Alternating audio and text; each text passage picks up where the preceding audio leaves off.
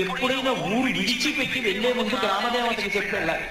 మనసులో నమస్కారం చేసుకుని పొలిమేర దాటుతున్నప్పుడు, అమ్మా ఏదో ప్రవచనం చేయడానికి ఫలానా ఊరు ఎడుతున్నాను, తల్లి క్షేమంగా తీసుకురా అని చెప్పాలి.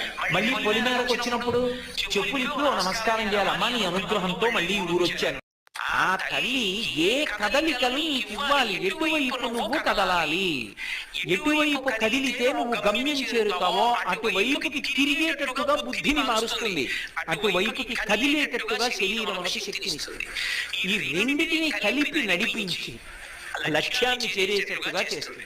ఇటువంటి మహోత్తములైన వారందరి మధ్యలో కూర్చుని ఈనాటి ప్రదోష వేళలో మంచి మాటలు వినడం, వచ్చి రాని 4 మాటలు మాట్లాడడం. అమ్మకి అందరికన్నా ఎవరి మాటలు ఇష్టమో తెలుసా? బాగా శ్లోకాలు పద్యాలు వచ్చేసిన పిల్లాడి మాటలు కావు. వచ్చి రాని మాటలు మాట్లాడే పిల్లాడు ఉంటాడే,